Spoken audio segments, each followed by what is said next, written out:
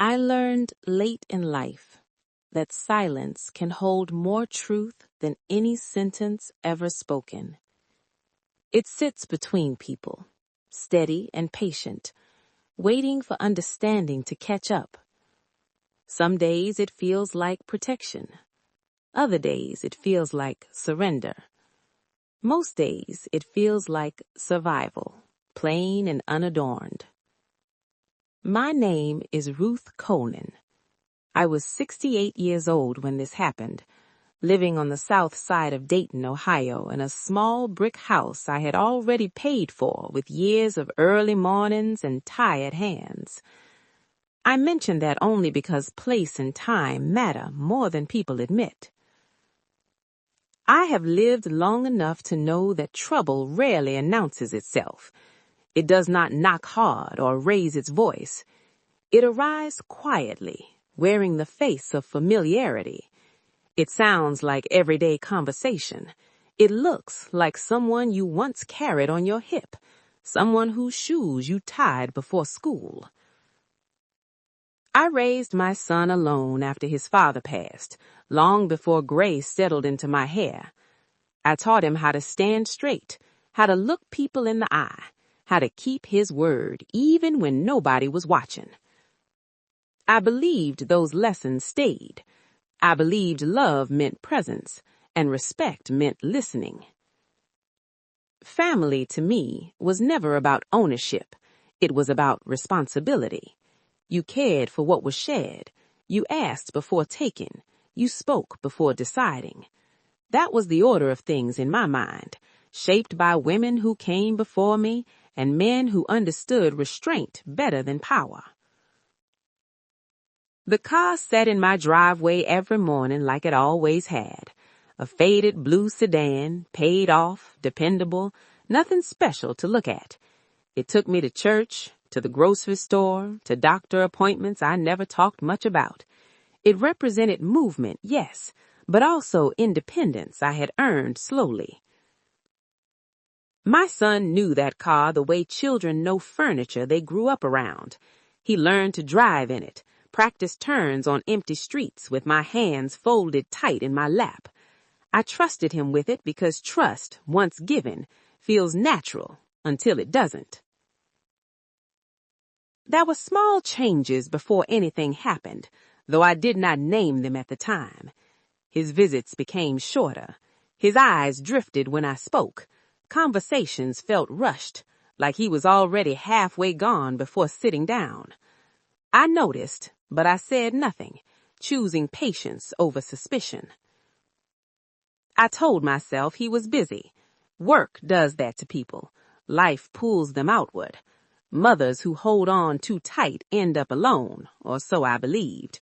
So I kept my questions folded neatly inside me, stacked alongside other worries I had learned to carry without complaint. One afternoon, I stood at the window and noticed the driveway was empty. No engine cooling sound, no familiar shape catching the light. Just bare concrete and a quiet that felt slightly off balance. I waited, thinking he might have borrowed it for an errand. Hours passed. Evening settled. The street lights flickered on. My phone stayed still. I ate dinner alone, listening to the clock mark time like it always did. Still, I did not call him. Something in me chose stillness over reach, as if calling might make the silence heavier. When he finally came by the next day, he did not mention the car right away. He talked about work, about traffic, about nothing that mattered.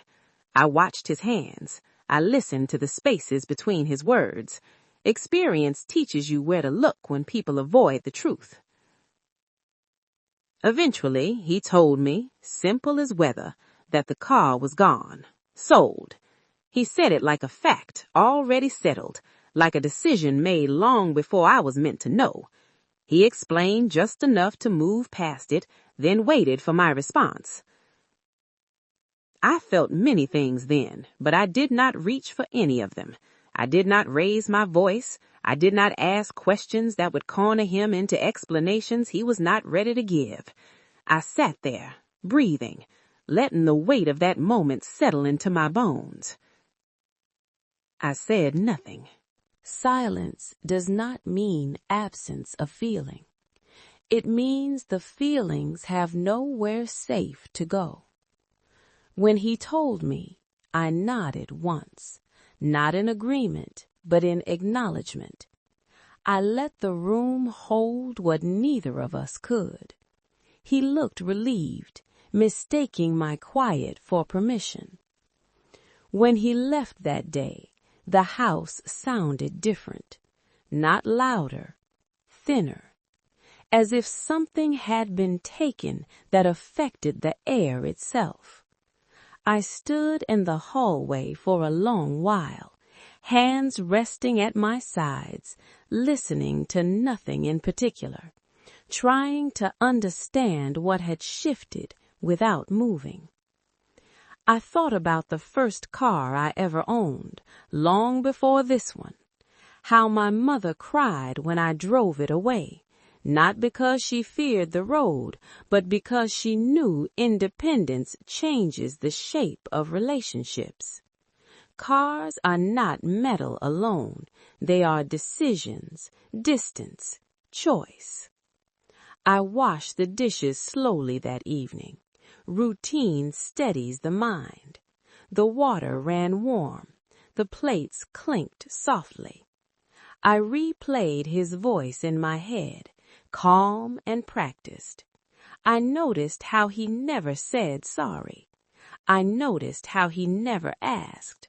Those omissions spoke clearly. Raising a child alone teaches you restraint. You learn to swallow fear so it does not become theirs. You learn to steady anger so it does not spill into harm. Over time, restraint becomes habit. Habit becomes identity. That day, restraint chose for me before I knew it had. I did not sleep well that night, not because I was restless, but because my thoughts lined up nicely, one after another, demanding attention. I remembered moments I had dismissed, requests framed as assumptions, conversations where my voice faded before finishing. There had been talk of money months earlier, casual remarks about expenses, about how hard things were getting. I had listened, offered comfort, but never imagined my belongings were part of the solution forming quietly in his mind. In the morning, I walked outside and stood where the car used to be. The space looked ordinary, yet wrong, like a missing tooth you keep touching with your tongue. Neighbors passed. Life continued. That contrast made the absence sharper, not easier. I did not ask where the money went. I did not ask how much he got. Those details would not return what was lost. More importantly, they would pull me into a conversation I sensed was not about facts, but about justification. Instead, I paid attention. I watched how he spoke to me afterward, how often he called, how quickly he changed subjects when silence stretched too long. Patterns reveal what words hide, and I have always trusted patterns more than promises. Weeks passed. I adjusted. I took the bus. I walked when weather allowed. People offered rides. I accepted some, declined others. Dependence is a tricky thing. Once tasted, it can quietly demand more than it gives. He never asked if I was managing. That absence told me something important. Not cruel, not intentional, perhaps, but revealing. Concern that is assumed rather than expressed tends to drift into entitlement.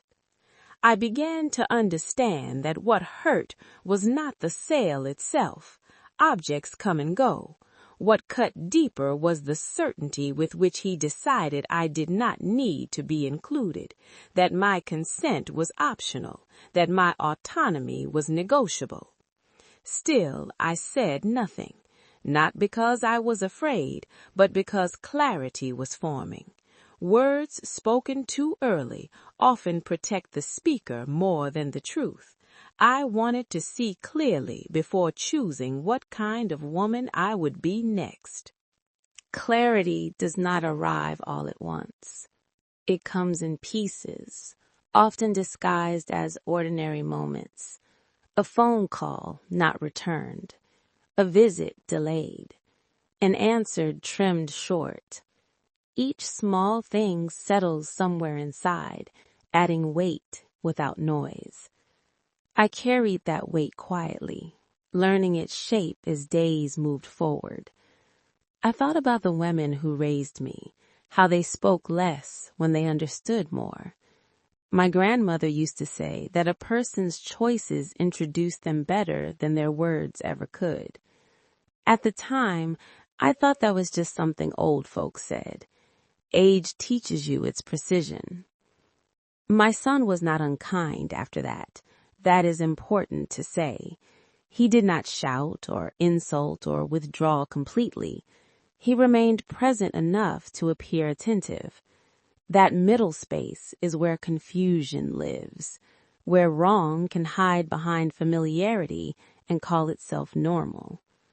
When he came by, he still sat at my table, still accepted food, still talked about his plans. But something had tilted. He spoke as if I were part of the background now, a steady fixture rather than a participant. I listened carefully to what he no longer asked. He never asked how I felt about the car. That question would have required him to see me fully. Instead, he assumed understanding. Assumptions can be convenient shelters for uncomfortable truths. They spare effort. They also erase consent without ever naming it. I found myself remembering his childhood, not with nostalgia, but with examination. Times when he took without asking, when he decided before listening. Moments I had softened for him, smoothing edges in the name of peace. Love can teach patience, but it can also train expectation. There were evenings I considered speaking.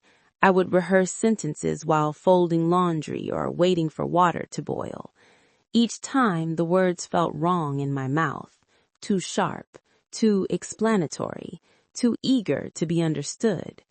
I learned that truth does not require performance. So I waited. Waiting is not passive the way people think. It is active restraint. It is watching without interfering. It is allowing patterns to complete themselves. That waiting taught me more about my son than any argument ever could have. One Sunday after church, a woman offered me a ride home. I accepted. As we drove, she spoke about her children, about how adulthood changes relationships. I listened, nodding, saying little. Sometimes other people carry your thoughts aloud, so you don't have to. At home, I sat in my living room and noticed how quiet it had become since the car left. Not just sound, but movement. My days had slowed. In that slowing, I noticed myself again, what I needed, what I valued, what I had given without realizing it. I realized I had been shrinking in small ways for years, letting decisions be made for convenience, avoiding conflict by yielding ground I should have stood on. None of it dramatic, all of it cumulative. The car was simply the moment that revealed the pattern clearly. When understanding settles in, anger often follows.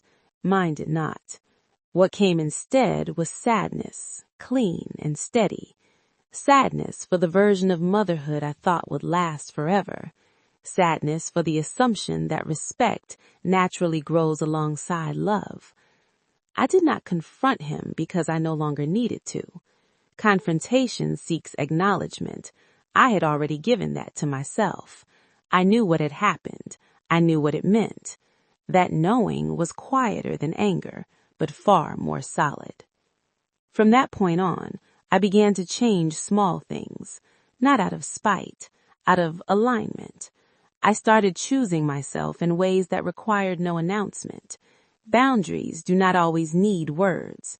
Sometimes they show up as calm adjustments no one notices at first. The first change was simple. When he called without notice, I did not rush to answer.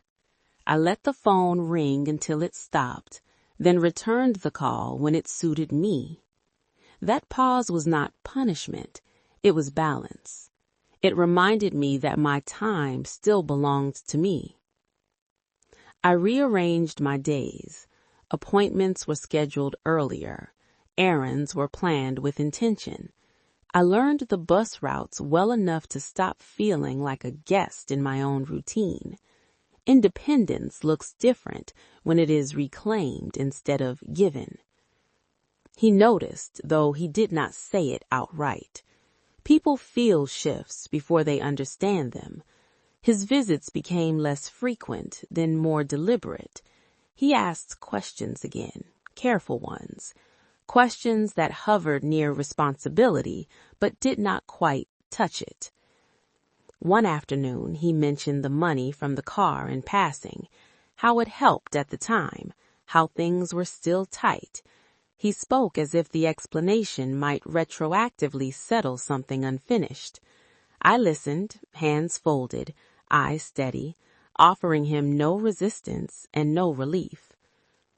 I thought of how often women are expected to smooth over discomfort so others can move on unburdened, how silence is mistaken for agreement. I let him speak until he finished, then I changed the subject without ceremony. That choice unsettled him more than argument would have. I could see it in his posture, in the way he shifted, uncertain where he stood. Certainty is a fragile thing when it depends on someone else's compliance. Once compliance ends, confusion follows. That evening, alone again, I sat with a cup of tea and thought about dignity. Not the kind people praise loudly, but the quiet kind that rests inside you and does not need defense. Dignity does not explain itself, it simply acts. I remembered my mother telling me that love without respect eventually becomes labor. You work to maintain peace, you work to stay agreeable, you work to remain included. That work is invisible but exhausting. I had been doing it longer than I realized. The next time he came by, he asked if I needed anything. The question sounded careful, rehearsed. I considered it. I could have said yes. I could have named the obvious. Instead, I told him I was managing. That was true. He nodded, but something in his face tightened. Managing meant he was no longer central to my survival. For a parent, that realization can feel like rejection, even when it is simply growth arriving late. I was not trying to teach him a lesson. Life does that better than any person can. I was tending to myself, adjusting the balance that had tipped quietly over the years of accommodation. The house began to feel fuller again, not with noise, but with presence. I moved differently, sat differently. I felt less like a guest waiting for permission and more like a woman at home in her own life. Nothing dramatic happened in those weeks, no confrontations, no apologies, just a slow reordering. And in that reordering, I felt something settle that had been restless for a long time. Sometimes healing does not come from being heard. It comes from hearing yourself clearly for the first time, then honoring what you hear without needing anyone else to agree. It was a Tuesday morning when I realized the car's absence had taught me more than I expected. I was folding laundry, listening to the hum of the dryer, when it struck me that I had stopped counting small indignities as loss. They still existed, but they no longer carried weight I could not bear. I remembered the first time he borrowed something without asking. I laughed quietly at my naivety, thinking it was careless forgetfulness, not the first ripple of disregard. Love tends to blur lines. Care tends to forgive mistakes that have no excuse. Over time, forgiveness can become an invisible debt. The sunlight on the kitchen floor caught dust motes floating lazily in the air. Ordinary, quiet things had taken on new clarity. I noticed my own movements, how I filled space, how I carried myself with purpose instead of habit. Autonomy can feel startling when reclaimed slowly. I called a friend I had not spoken to in months. We talked about trivialities at first, then drifted into deeper currents. I did not mention the car. She listened anyway, sensing the unspoken weight. Sometimes being heard does not require explanation. It simply requires presence. My son's visits grew cautious. I could see him measuring words, testing edges without touching them. That tension was quiet, almost imperceptible, yet it filled the room with recognition that the rules had changed and I was no longer bending to accommodate someone else's ease. I thought about forgiveness, not the loud kind offered publicly or demanded internally, but the quiet kind, where you release what you cannot control and stop giving your energy to it. I had reached that point without ceremony, without speech. Silence had done the work for me.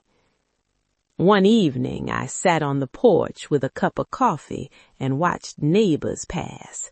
Life went on outside the small bubble of my home, ordinary and indifferent. It struck me that I had survived everything that could not be controlled, and in surviving, I had learned a measure of freedom. The memory of the car lingered, but differently now. No sharp edges, no longing to reclaim it. It had been a lesson in boundaries, in noticing what we silently allowed. Loss has many shapes, and some are teaching more than they take. I understood that fully and quietly. I started paying attention to small joys, the way sunlight hit my table in the morning, how the breeze carried voices from the street, how the coffee tasted richer when I drank it slowly without thinking of errands or obligations or other people's choices. Presence can be a quiet rebellion. He called one evening, voice careful. I answered without expectation, simply acknowledging. Conversation drifted lightly. I did not press him about the car.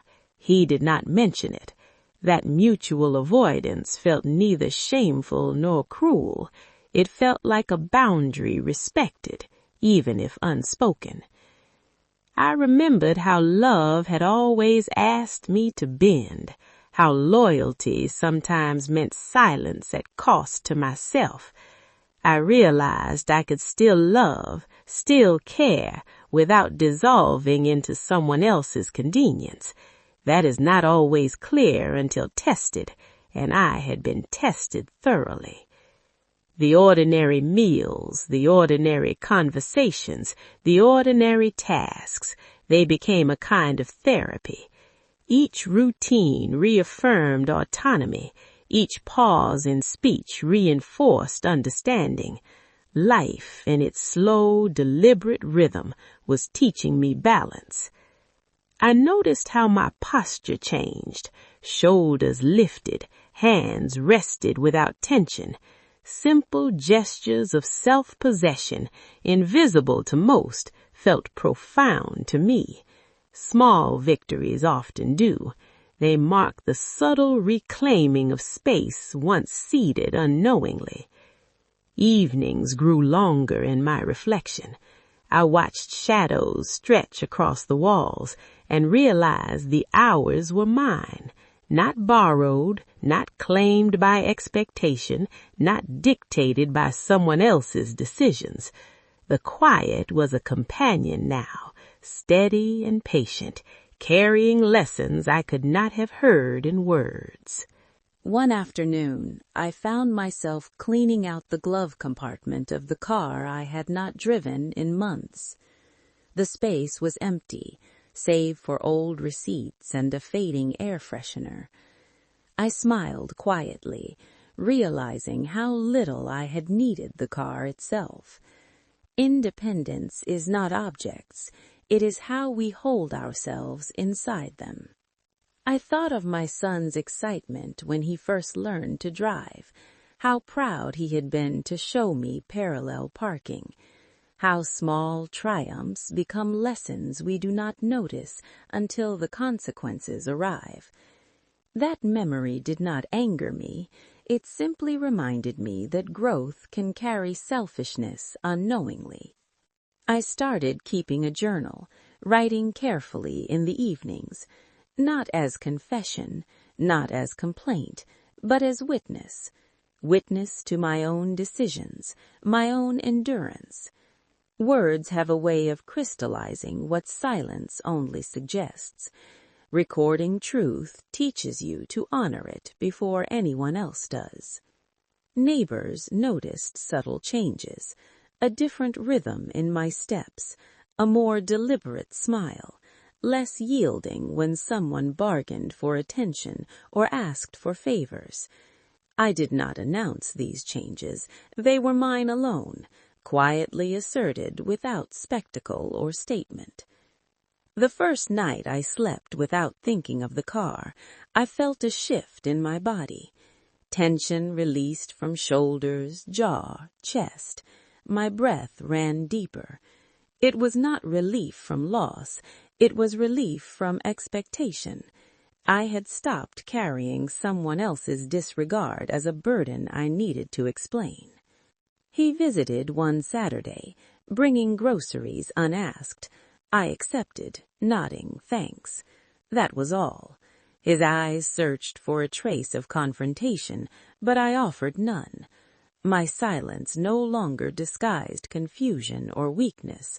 It now carried authority, calm and unassailable, simply by not bending to the drama of what had passed. The lessons revealed themselves in small moments. Tea poured slowly, dishes stacked with care, windows washed on a sunny morning. Ordinary actions reminded me that life continues in detail, that dignity resides in persistence, and that autonomy is reinforced in repeated, deliberate choice. I remembered friends' advice over the years. Never argue over what you cannot change. Let consequences unfold naturally. I had always understood it theoretically, but the lesson crystallized now. What cannot be returned, replaced, or explained does not require my energy or my voice. It requires only observation. When he spoke, I listened with the patience I had once reserved for children learning manners. Each word carefully weighed, each sentence measured against reality. The pattern revealed his intentions without me needing to demand clarity. Silence had sharpened my perception beyond argument. I began to notice my own needs again. A quiet afternoon in the garden, a call to an old friend, a moment of reflection with nothing urgent to accomplish. Needs that had been subdued or ignored for convenience now demanded recognition, gently but firmly. Self-attention is not selfish, it is reclamation. Some days I still thought of the car, not with bitterness, but with curiosity. How quickly things we assume are permanent can be removed. How easily agency can shift when respect is absent. Objects may leave, lessons remain. And the lesson was mine alone, carried silently, fully, without complaint. Evenings felt lighter. I watched the street from my porch, noting families, children, quiet conversations. The world continued, neither harsher nor kinder for my experience. My interior life, once pulled by someone else's decisions, had steadied. That steadiness felt profound, not dramatic, not earned with fanfare, but simply present. I thought about forgiveness again. The act no longer seemed necessary for him.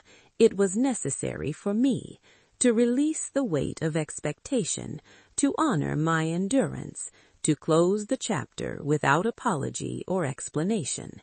Forgiveness, quiet and internal, carried its own dignity. By the end of that month, I recognized a subtle shift in our relationship, not reconciliation, not confrontation, but recalibration. He measured his steps against a new awareness that I existed as my own center, not as a shadow of convenience or habit. Recognition without announcement had changed the ground between us. I began noticing how ordinary mornings felt different. The sun spilling through the kitchen window no longer just marked the start of the day. It reminded me of agency, of the life I could shape without needing someone else's approval. Small independence is a quiet revolution, nearly invisible yet profound. It moved inside me before it showed outside. I took long walks, watching familiar streets as if seeing them for the first time. The car's absence made my steps deliberate, measured, intentional. Life slowed in a way I had never allowed myself. Movement without urgency, without pretense, revealed the rhythm of my own heart. It was astonishing to feel ordinary so fully. He stopped asking for rides, not with anger, not with confrontation, simply because I had stopped offering them freely. That silence communicated more than words could have. Absence sometimes teaches accountability better than speech. I watched him navigate the new boundary, noting the careful calculations in his tone, the hesitant phrasing of casual questions. I thought about how many times I had stepped aside for convenience, for love, for the illusion of peace. How many times silence had been mistaken for weakness. The car was not theft alone. It was a mirror, reflecting years of patterns I had overlooked while prioritizing others over myself. One afternoon, I opened the old photo albums, pictures of him as a boy, his small hands grasping mine, his wide eyes curious and trusting. I studied those images, letting memory remind me that love persists even when respect falters. Nostalgia and clarity intertwined, teaching me that tenderness need not erase discernment. I made small repairs around the house myself, tightened screws, fixed leaks, polished surfaces. Each act was quiet but deliberate. It reminded me that self-reliance is layered and accumulative. Independence does not announce itself. It accrues in gestures too small for others to notice, but large enough to matter. He came over one evening with a friendly smile, speaking lightly about work and weather. I listened without interjecting, without letting the past slip into the conversation. Neutrality was not denial. It was choice. It was the quiet authority of someone who had carried disappointment without bending beneath it. I noticed he still looked for approval in subtle ways, measuring reactions, testing boundaries, seeking reassurance. I did not provide it. The quiet space between us allowed him to face his own decisions. I had learned that teaching through presence rather than words often lasts longer. The house no longer felt empty. It felt steady, not because the car was gone, but because I was present fully in its absence. Presence creates a kind of solidity that cannot be taken. It is not loud, flashy, or dramatic. It simply exists, unmoved by external actions. I remembered the sermons I had heard in my youth: patience, endurance, quiet strength. They sounded simple, almost mundane then.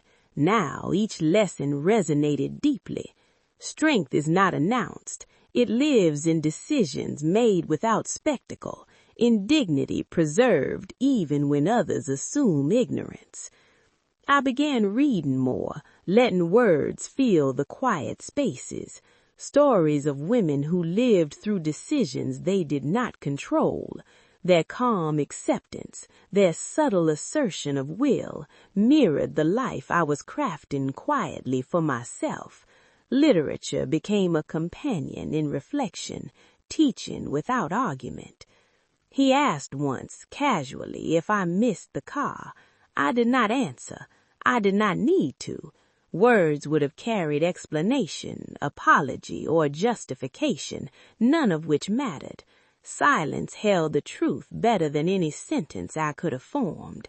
That day, I realized words are not always necessary for closure. Evenings on the porch became my sanctuary, watching shadows stretch and blend, listening to distant voices, noticing the rhythm of my neighborhood. I felt grounded. I felt contained.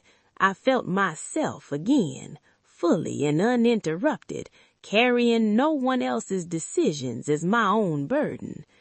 I began preparing meals differently, savoring the act itself, not for anyone's approval or need. Cooking became meditation. Each cut, each stir, each simmer reminded me that my attention and energy belonged to me first. Nourishment can be ordinary, deliberate, and profoundly restorative when claimed consciously. I thought about forgiveness again, not for him, not as absolution, but for myself. Forgiveness was recognition of endurance, acknowledgement of lessons learned, and release of expectation. Quiet, internal, unannounced. It did not change the past, but it changed me. It made me lighter, steadier, present. I began to notice how ordinary conversations felt different. When neighbors stopped by, I listened without rushing to accommodate their expectations. I no longer softened responses to avoid tension or please others. The space I carved for myself was subtle, invisible to most, yet it resonated with a calm authority I had not claimed before. I caught myself smiling quietly at small victories, the laundry folded just so, the dishes stacked neatly, the living room arranged with intention. Nothing extraordinary, yet in these daily acts, I felt a sense of control and clarity that had been absent when I allowed others to decide for me. He stopped calling so often, and I felt no loss. Absence taught me how to honor presence, not his, not mine, simply what existed between us. Respect does not require constant attention. It requires acknowledgement of boundaries and the patience to allow space to form naturally. One afternoon, I walked past the empty driveway and noticed how the space itself no longer bothered me. No sharp pang, no longing, just an understanding that possession is fleeting. What remains is what you carry internally, lessons, dignity, and the knowledge that your autonomy is yours alone. I thought about the years of parenting, of shaping a life with care and love. How often love requires restraint and patience, even when the other does not recognize it. The car's disappearance was a lesson in how patterns carry forward, how habits of choice can shape someone long after guidance is given. I began to take quiet pride in routines, the way I brewed coffee, the order in which I tended my plants, the books I stacked carefully by the chair where I read. None of it flashy, none of it for anyone else, Just the deliberate act of living on my terms, fully and without apology. He came over one evening, tentative, carrying groceries again. I accepted, nodded, and returned to my knitting. He lingered in conversation, careful, polite, testing the waters. I did not offer explanations or questions. My silence was steady. My attention was present, but not transactional. I had learned to inhabit my own center. I noticed how much I had grown through observation, watching, listening, measuring, and letting patterns reveal themselves. Life often teaches lessons without drama. The ordinary reveals truth more reliably than confrontation. I had become an expert in quiet witnessing, in understanding without pressing for acknowledgement. Evenings were long and reflective. I watched shadows lengthen across the living room floor, heard the distant hum of cars on the street, and felt the rhythm of my own breath. That stillness was not emptiness. It was fullness in disguise, a sense of life reclaimed, of space respected, of patience paid off. I remembered how often I had allowed small slights to accumulate unnoticed, how often I had prioritized peace over principle. Now I corrected for that slowly, gently, by living deliberately. The house, the neighborhood, the street, they were witnesses, not accomplices. I existed fully within that observation. I thought about forgiveness again, not the kind that requires acknowledgement from another, not even the kind that seeks reconciliation. Forgiveness as a self-directed act, a release of expectation and claim, a way of declaring, silently but firmly, that your own boundaries matter more than anyone else's need for comfort. I started journaling at night more often, recording events without embellishment, noting feelings without judgment. The practice sharpened perception. It allowed me to see patterns, motives, and decisions clearly without intrusion or confrontation. Writing became a quiet declaration of autonomy, a map of inner territory finally claimed. I noticed that small daily victories built confidence. A meal cooked with care, a room organized thoughtfully, a walk taken with no rush. These were not trivial.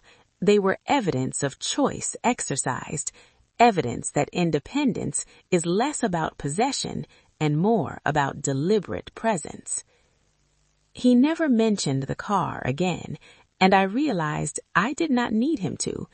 The absence had taught me enough. The lesson was not in restitution or apology, but in recognition of what I had always known, that self-possession matters more than compliance, and dignity can exist quietly without performance. I began noticing how people's assumptions no longer directed my responses. When friends visited or neighbors stopped to chat, I responded deliberately without yielding automatically to their expectations. Their assumptions bounced lightly off my calm. I realized that most tension in life comes from accommodating unspoken rules that never belonged to you. The absence of the car had shifted my perspective on freedom. Freedom is not the absence of obstacles, but the presence of choice. I could still move, still care, still act, yet the energy I spent negotiating others' comfort had diminished. That quiet economy of attention felt like reclamation. I walked past the driveway on bright mornings, feeling neither longing nor frustration. The empty space reminded me that loss is inevitable. What remains is how you inhabit your own life afterward. The lesson was subtle but firm. Objects pass, but dignity and patience persist, quietly shaping who you are. I remembered the mornings I had surrendered small things to keep peace. Meals, chores, decisions, conversations, always adjusting, accommodating, smoothing over.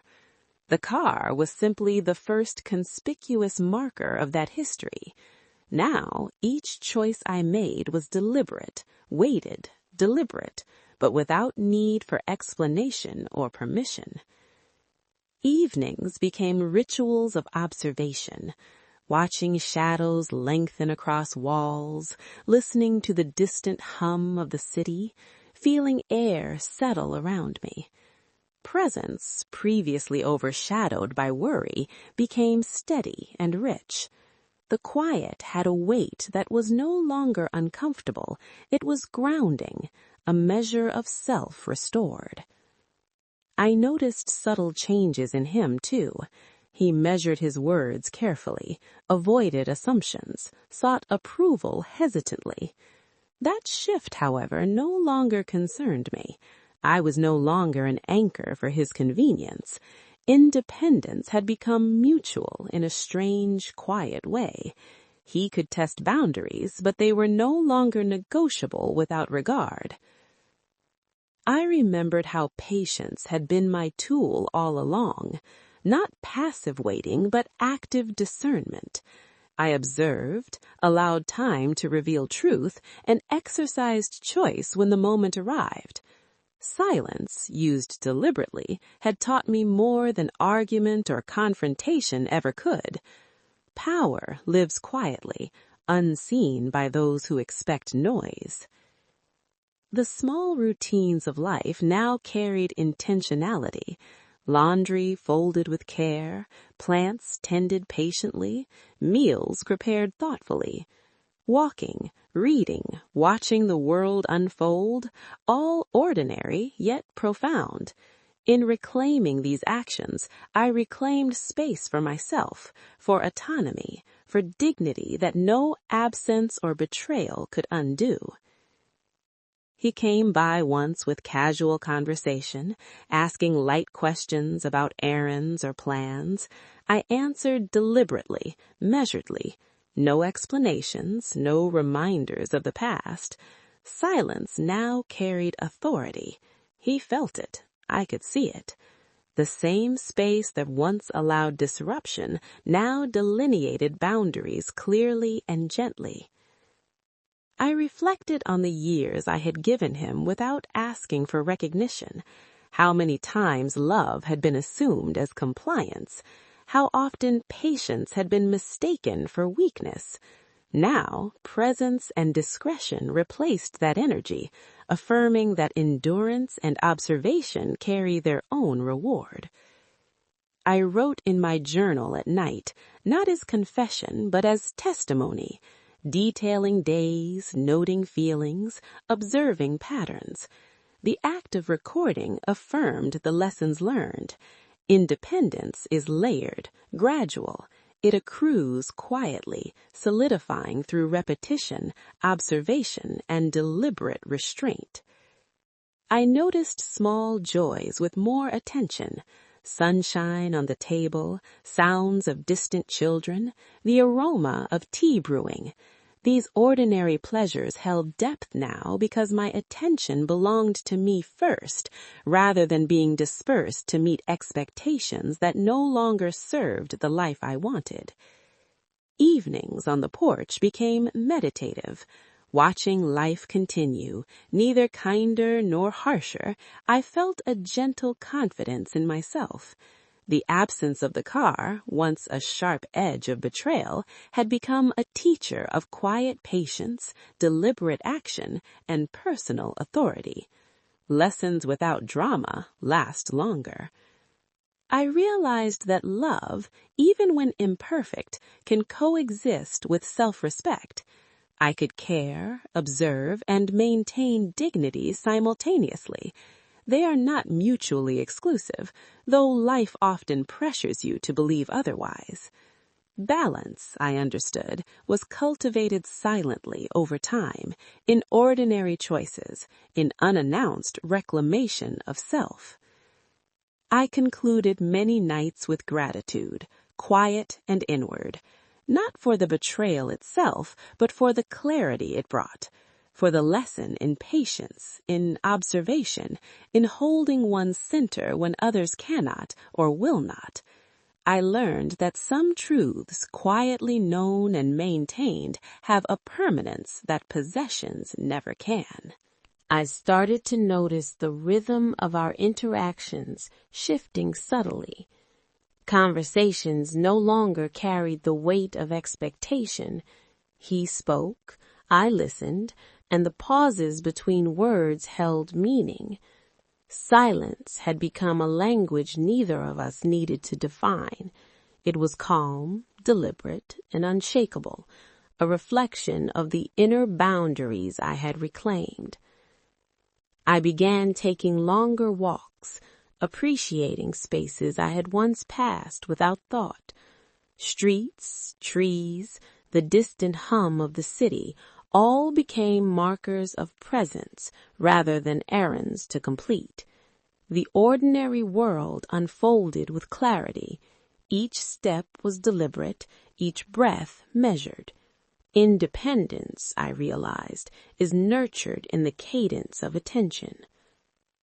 I remembered times I had yielded too easily, not out of fear, but out of love. Compromise had been assumed, generosity extended automatically. Now each gesture was conscious, weighed, and intentional. There was a profound difference between giving freely and giving with awareness. The lessons of autonomy were subtle but transformative. One afternoon he spoke of work, mentioning minor frustrations. I listened without interjection, allowing him to speak his truth without interruption. I noticed how carefully he measured his words. Awareness of my boundaries had changed him too.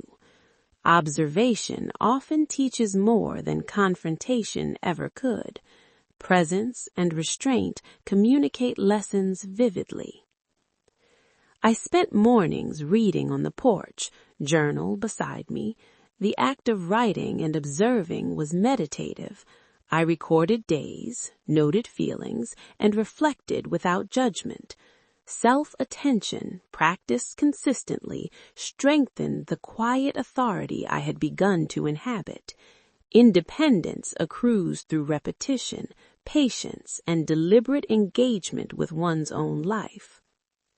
The car's absence no longer carried a pang of injustice. It was simply gone. What remained was clarity, awareness of patterns, boundaries, and the quiet reclamation of dignity. Loss, I understood, is often less about what leaves and more about what it teaches in its departure. Silence held more truth than any argument could have.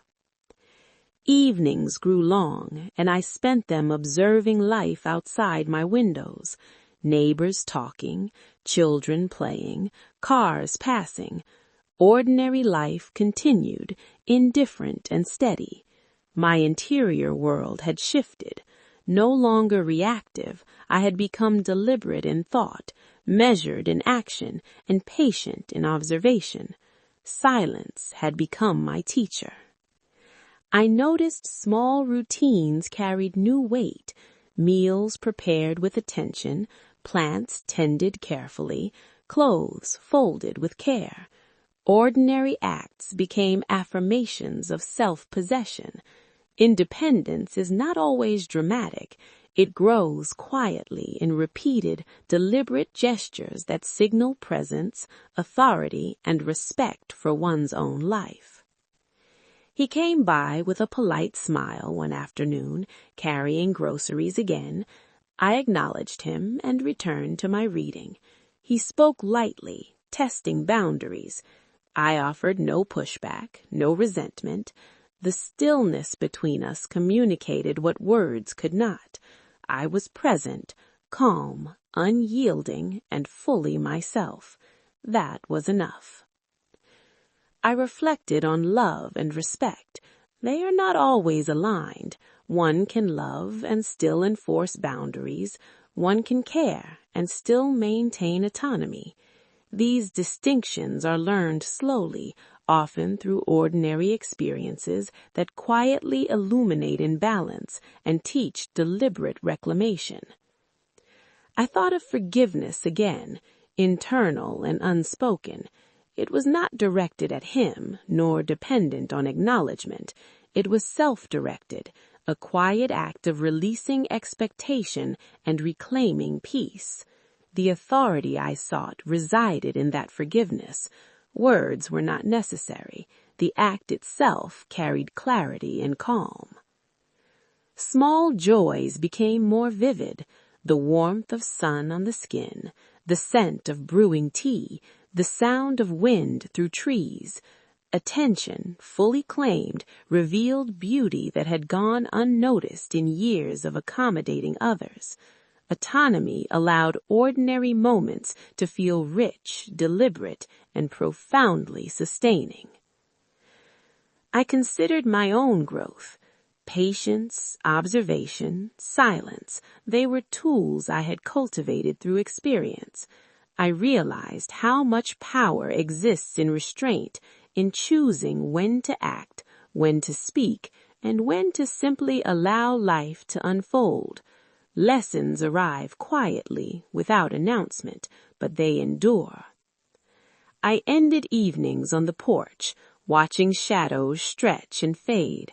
Life continued around me, unchanged yet reframed. I had reclaimed my space, my attention, my calm. The absence of the car had become a teacher, revealing resilience, independence, and dignity. Quiet lessons, observed carefully, often last longer than spoken truths. I felt a gentle satisfaction settle in me. Not triumph, not vindication, but quiet understanding. Independence is not loud. Authority is not aggressive. Strength is not performance. Some truths, quietly held, carried weight far beyond what the world expects. Silence had taught me all I needed to know. I noticed the mornings had a different weight.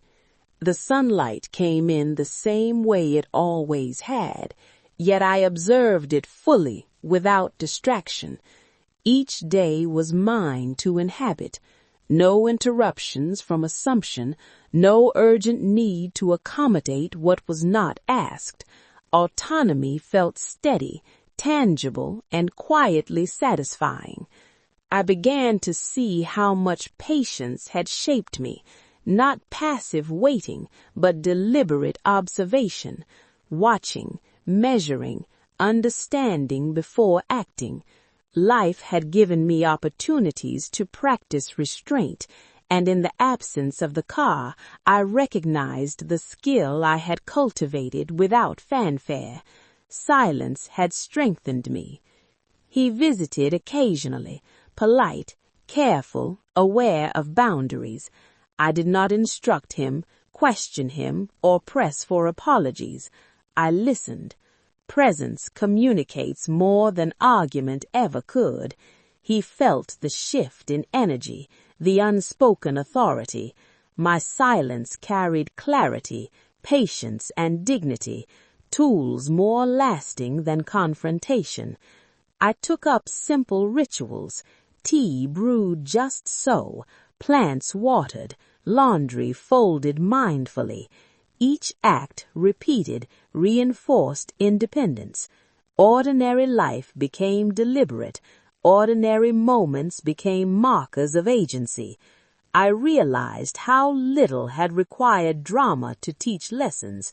Quiet constancy often matters far more than spectacle. One evening, I wrote in my journal, recording thoughts, observations, and subtle shifts in our interactions. I noted changes in his tone, his questions, the space he allowed between us. Observation became practice. Understanding grew in small increments. Knowledge arrived without confrontation, quietly, deliberately, and fully absorbed. The absence of the car no longer held sting. Its presence had been a marker of trust, its absence a lesson in autonomy. I understood that loss is not always about what is gone, but about what it reveals. Some lessons come through silence, through patience, and through careful attention to ordinary life. I watched neighbors and children from my porch, noticing ordinary patterns. Life flowed around me unbothered by my inner shift, yet I felt grounded, calm, present. Independence is not always declared. Often it is quietly maintained in choices, gestures, and measured attention. That is where authority resides. He spoke about work lightly one afternoon, avoiding assumptions, carefully navigating conversation. I did not offer judgment or instruction. Silence, patience, and quiet listening communicated everything necessary. Presence fully claimed carries authority. He felt it without need for explanation or dispute. Boundaries were now clear, stable, and unshakable. I began to take small trips, bus rides, walks, visits with friends, moving freely without reliance on him. Each act, ordinary in appearance, reinforced independence. I discovered the richness of movement without expectation, freedom without apology. Autonomy is a daily practice, not a one-time triumph. Evenings on the porch became reflective rituals. Shadows stretched, voices drifted from neighboring homes, wind moved leaves in patterns I had never noticed. I felt present, aware, steady. The quiet held depth, a richness that drama or confrontation could never provide. Lessons arrive softly, but they endure. I remembered how I had always given freely, sometimes too freely, to those I loved. Accommodation and patience often disguised compromise of self.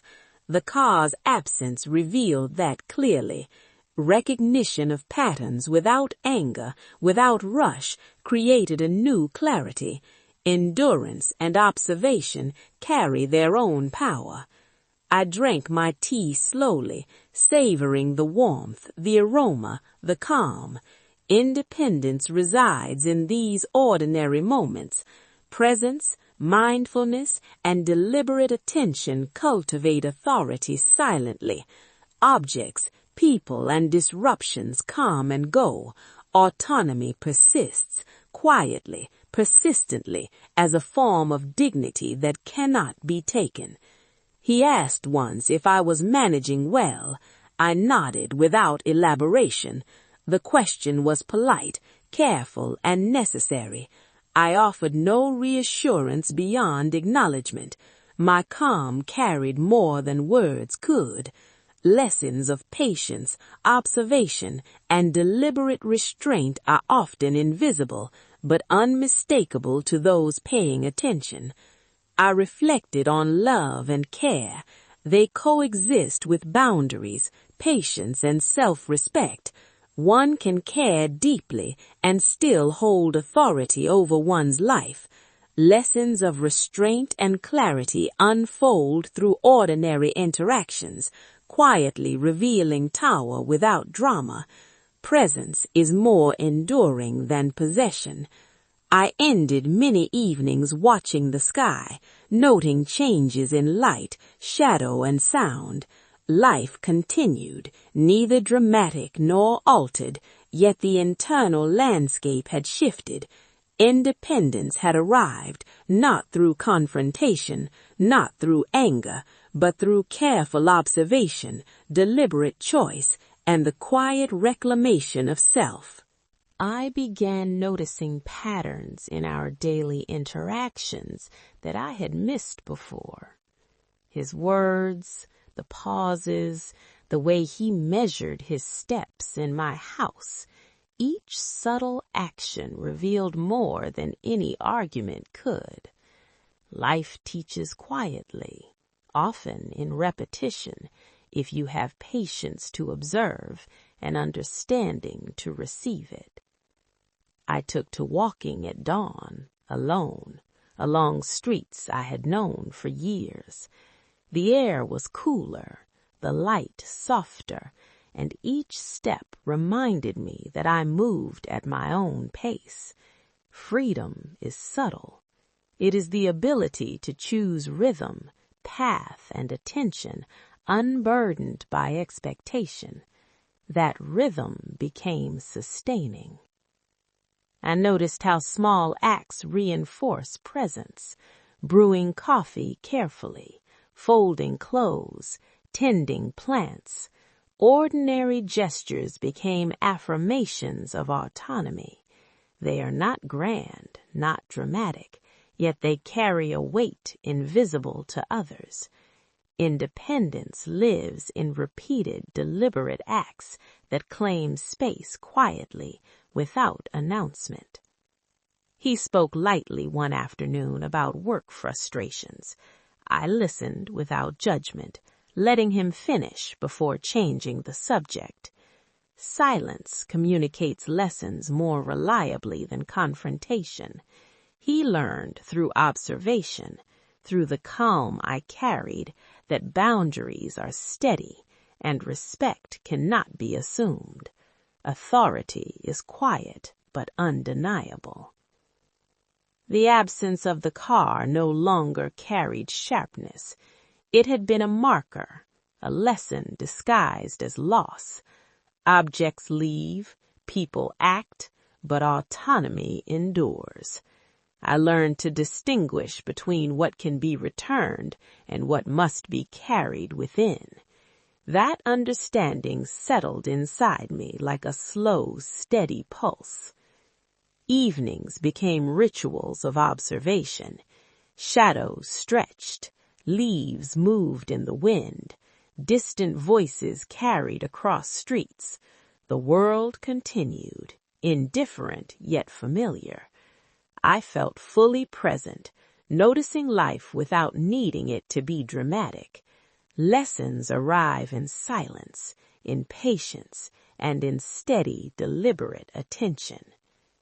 I reflected on the years of accommodation I had offered freely, how often love asked me to yield, how patience was mistaken for weakness. Now deliberate acts of presence, observation, and quiet authority replaced accommodation. My boundaries were clear, and respect no longer required argument. It required patience and consistency. I wrote nightly in my journal, recording days, emotions, and observations, solidified lessons. It was neither confession nor justification, only recognition. Autonomy is reinforced through reflection.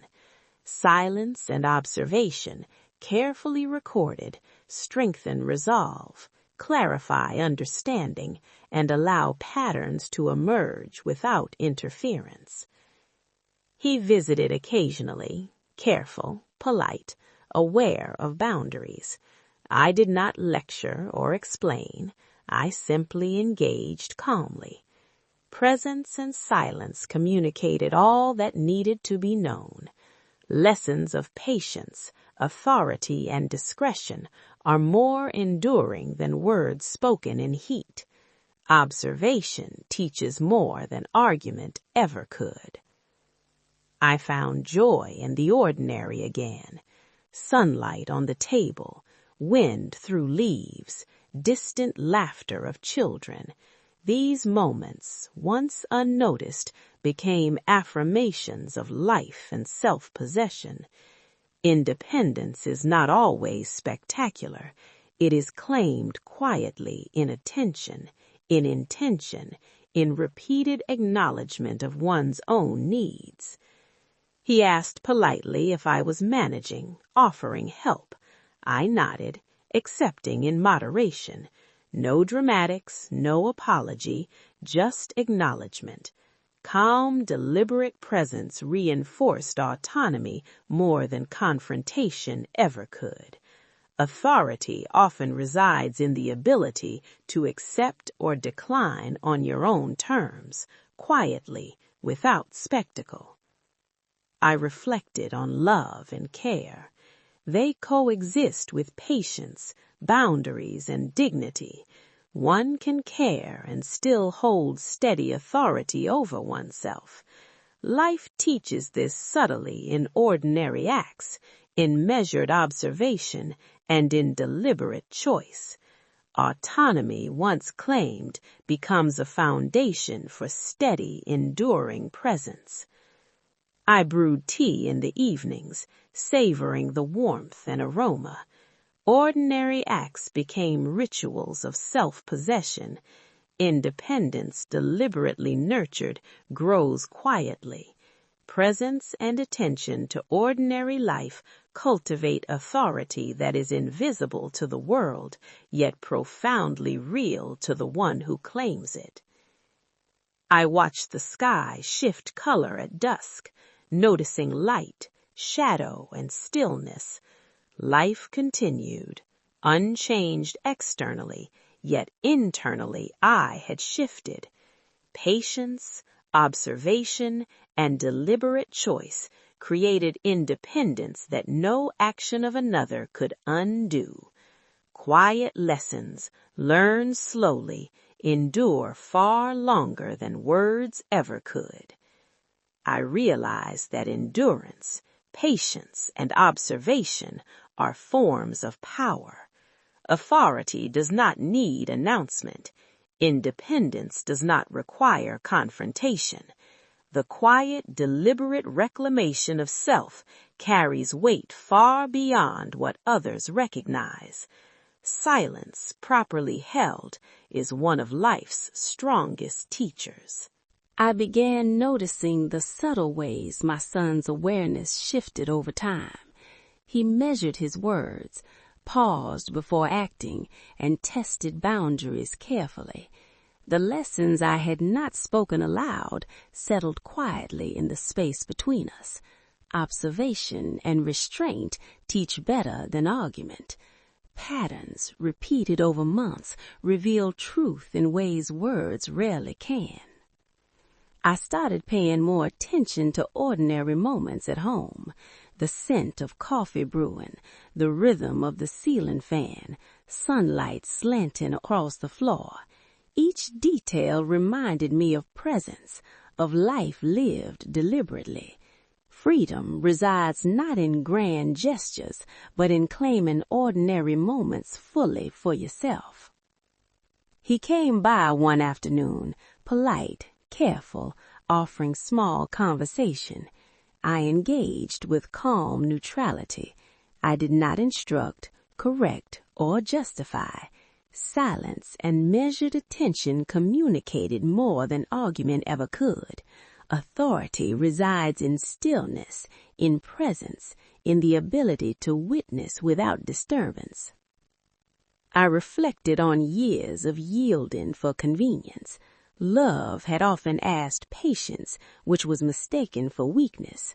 The car's disappearance revealed those patterns.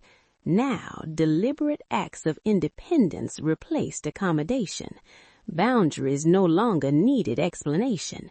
They were steady, quiet, unshakable, forming a space where dignity could exist undisturbed. I took longer walks, observing streets I had passed countless times. Each step was deliberate, each breath conscious. Ordinary movement became a practice of autonomy. Freedom is subtle, arrived at gradually through attention, patience, and deliberate choice. Ordinary acts, unnoticed by others, cultivate lasting authority over one's life. Evenings on the porch became a sacred rhythm. Shadows stretched, wind moved leaves, distant voices drifted. Life unfolded steadily outside, indifferent yet familiar. Inside, I was present, fully, without expectation. Quiet observation, repeated daily, becomes a profound teacher of resilience and self-possession. I kept my journal, recording observations, emotions, and subtle changes in our interactions. Writing became a deliberate practice, strengthening clarity and presence. Silence, patience, and reflection accumulated into wisdom. Lessons arrive quietly, unnoticed by others, yet endure with remarkable power. They shape understanding and cultivate authority over one's life. The car's absence no longer felt like loss. It had been a teacher, revealing patterns, boundaries, and autonomy. Loss is often less about what disappears and more about what it teaches. Some lessons require no words, no confrontation, only attention, patience, and deliberate reflection to become clear. I observed small joys with renewed appreciation. Sunlight on the table, the sound of wind through trees, children laughing in the distance. These ordinary moments affirmed independence. Attention claimed deliberately allows the richness of ordinary life to become sustaining, a quiet reclamation of presence and dignity. He asked, hesitantly, if I needed assistance. I acknowledged him without elaboration. The calm of my presence communicated clarity, independence, and steady authority. Lessons of patience, observation, and restraint are more enduring than words or confrontation. Silence, carefully maintained, teaches without argument. I reflected on love and boundaries. One can care and still maintain authority over oneself. Respect and affection coexist with deliberate self-possession. Life teaches subtly, in ordinary acts, repeated observation, and measured patience. Independence claimed quietly endures far longer than dramatic assertions or explanations. Small routines took on profound significance. Meals prepared thoughtfully, plants tended, laundry folded. Ordinary acts became affirmations of self-possession. Repeated attention to daily life nurtures quiet authority. Independence grows invisibly, but its presence is undeniable to those who observe, even in subtle ways. He came over occasionally, polite, careful, aware of boundaries. I did not comment on past events. I remained present, calm, unyielding. Silence and measured engagement communicated lessons without spectacle. Authority resides in patience and presence, in observation and restraint. These tools endure far beyond confrontation. Evenings ended with reflection, watching shadows lengthen, light shift, distant sounds carrying across the neighborhood. Life continued, unchanged externally, yet internally I had transformed. The absence of the car had taught patience, observation, and deliberate choice. Quiet lessons accumulated over time endure far longer than spoken words.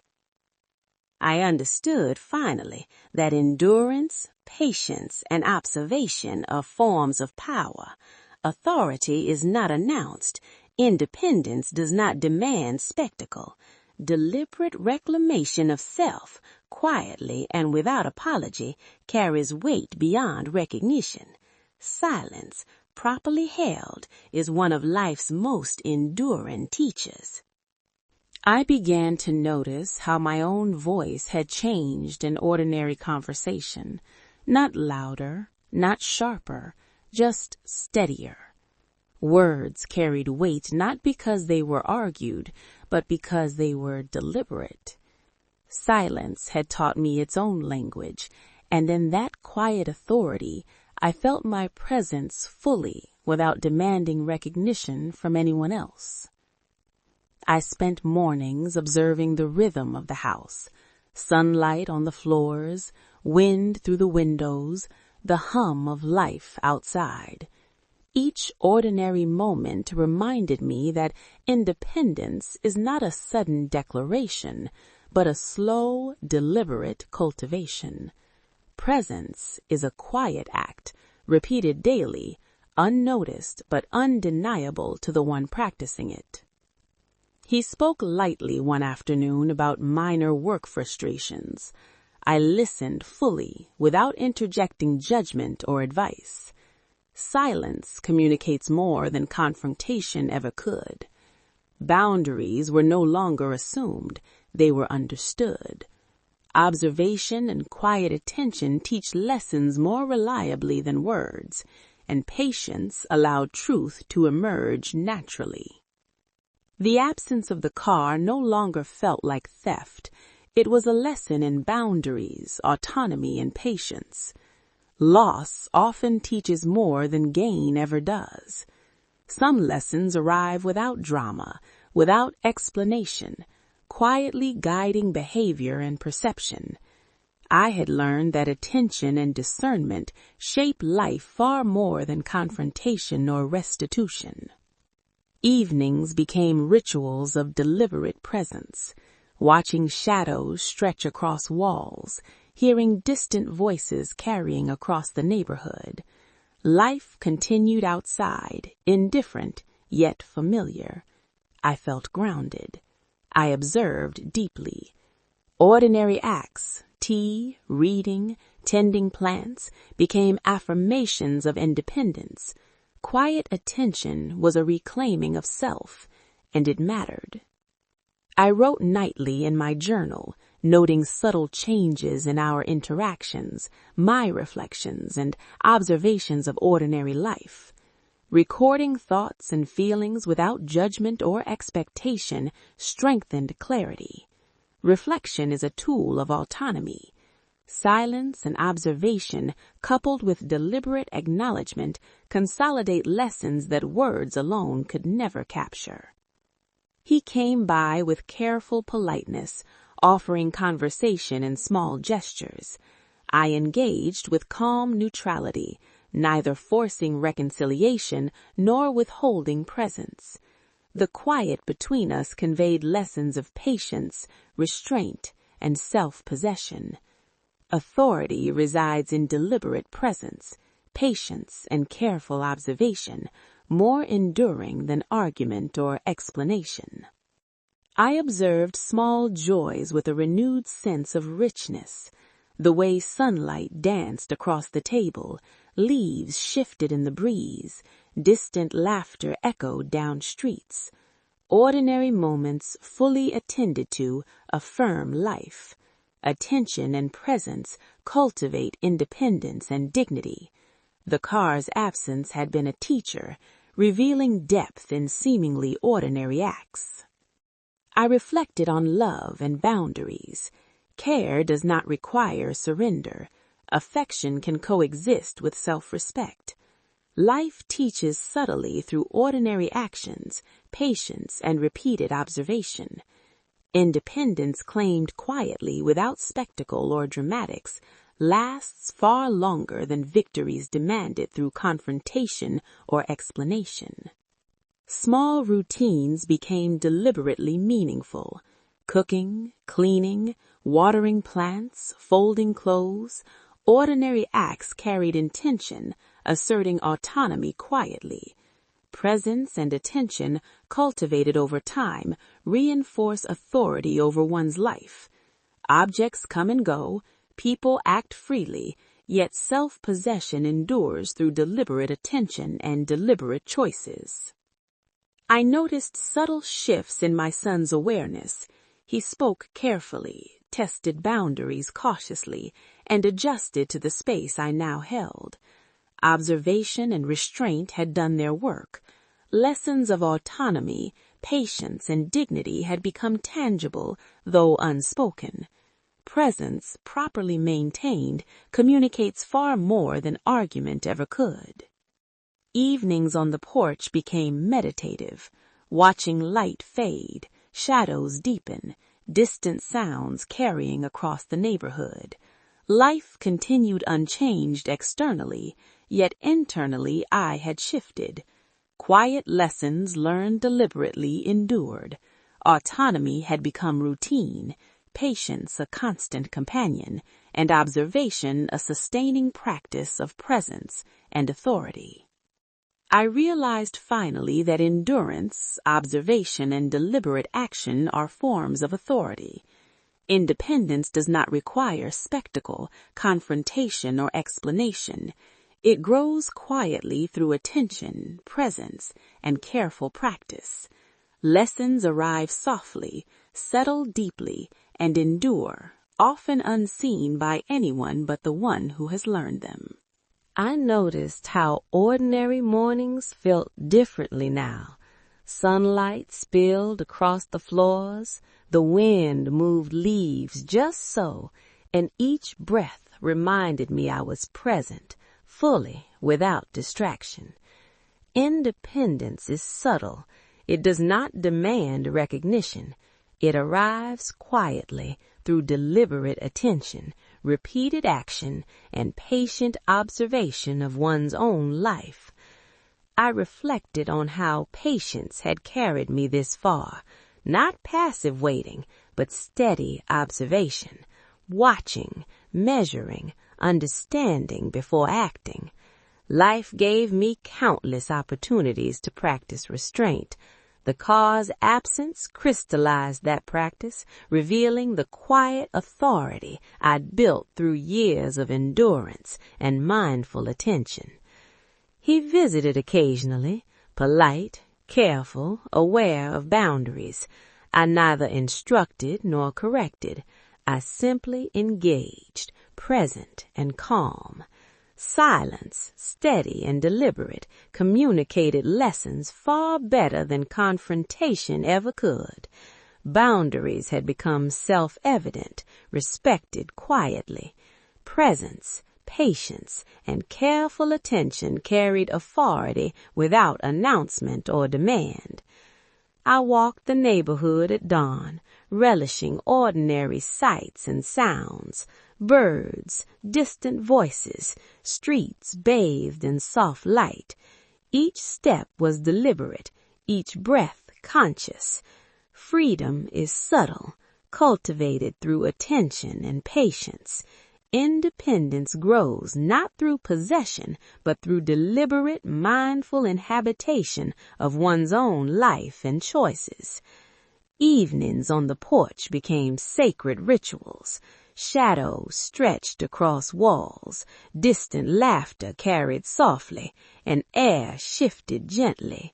Life continued, steady and indifferent. Inside, I was fully present. Ordinary actions, tea, reading, tending plants became affirmations of autonomy. Quiet observation, repeated daily, nurtured resilience and authority over self. I kept my journal, recording thoughts, observations, and patterns. Reflection reinforced clarity. Independence is led, cultivated gradually through repetition and careful attention. The quiet practice of observation strengthens judgment, patience, and presence, teaching lessons no argument or confrontation ever could. The car's absence no longer held sting. It had been a teacher, a mirror reflecting patterns, boundaries, and autonomy. Loss often teaches more than gain. The lesson was not restitution or confrontation, but clarity, patience, and deliberate presence. Objects leave, but self-possession endures, quietly, steadily. Small joys gain new weight, sunlight across the table, wind through leaves, children's laughter. Ordinary moments fully attended to affirm presence, independence, and dignity. Autonomy is not dramatic. It is subtle, quiet, deliberate, and cultivated through daily choice and mindful attention. Presence becomes the proof of authority. I reflected on love and boundaries. Care does not demand surrender. Affection can coexist with self-possession. Life teaches this subtly through ordinary interactions, patience, and repeated observation. Independence claimed quietly endures far longer than victories demanded through confrontation or explanation.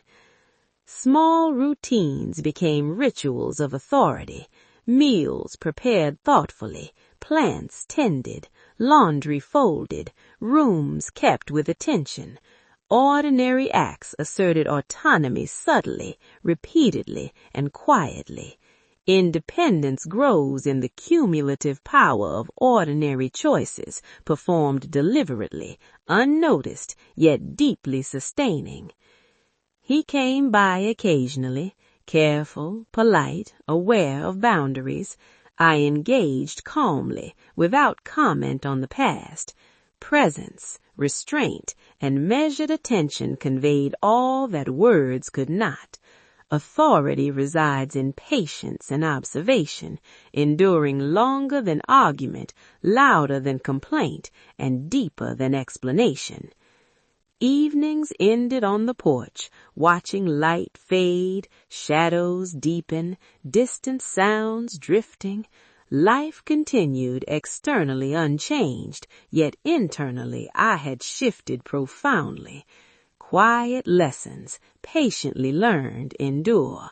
Autonomy had become routine, patience a constant companion, and observation a sustaining form of authority and presence. I realized the car had never been about the vehicle itself. It had been a teacher, reflecting patterns of patience, accommodation, and self-possession. Loss revealed clarity, and clarity cultivated quiet strength.